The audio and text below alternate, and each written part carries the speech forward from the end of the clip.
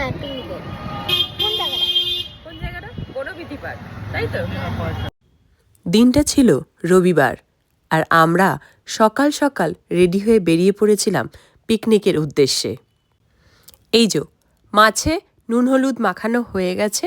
আসলে আমাদের পিকনিকে জলখাবারের সঙ্গে মাছ ভাজা থাকবেই। এই যে মাছ ভাজার সঙ্গে আমরা খাওয়া শুরু করে দিয়েছি, সবাই যতগুলো পারবে, 2, 3টে। তারপরেই আমরা চলে গেছিলাম জায়গাটা ঘুরে দেখতে। আর ঘুরে দেখতে গেলে ছবি তোলা মাস্ট, তাই সবাই শুরু করে দিয়েছিলাম ভিডিও তোলা, সেলফি তোলা। প্রচণ্ড ওয়েদারটা খারাপ ছিল, তাই শত চেষ্টাতেও আমরা কান থেকে চাপা খুলতে পারছিলাম না। দেখেছো, আবার ছবি তোলার জন্য কান থেকে চাপা খুলেও ফেলছি। কানে চাপা রেখে কি ভালো ছবি ওঠে? ওঠে না।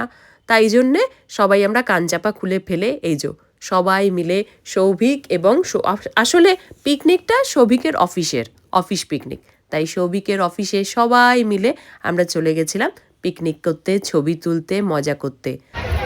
ঘুরিয়ে নিয়েছি।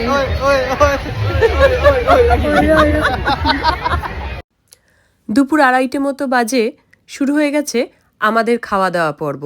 এবার তো আসল পেট পুজো, পাঁঠার মাংস না হলে কি জমে? তবে না, অনেকের জন্য যারা পাঁঠার মাংস পছন্দ করে না তাদের জন্য চিকেনও ছিল। এবার আসি আমাদের সেদিনের পিকনিকের মেনু। পিকনিকের মেনুতে প্রথমেই ছিল লম্বা লম্বা করে কাটা বেগুন ভাজা, আগেকার দিনে যেমনভাবে হতো। তার সঙ্গে ভাত, সবজি দিয়ে ডাল, আর পাঁঠার মাংস, চাটনি, তার সাথে মিষ্টি। দেখেছো আমার হনুমানটাকে কেমন সানগ্লাস পরে ভাত খেতে বসেছে? চলো, পিকনিক প্রায় শেষের দিকে। তার আগে ঘুরতে চলে এসেছি এই জায়গাটার নাম বৈদ্যনাথ ধাম, মানে পিকনিক স্পটের মধ্যেই এই জায়গাটা করা আছে।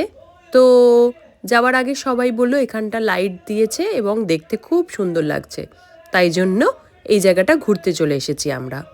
ওই বিভিন্ন রকমের কৃষ্ণের জন্মের সময় থেকে বিভিন্ন সেই জায়গা, তার রাসলীলা বা রাধার সাথে দোলনায় ঝোলা, এই সমস্ত কিছু উঠেছে। তাহলে চলো এখানেই শেষ করি। এবার আমাদের পিকনিক শেষ। Tata, bye bye.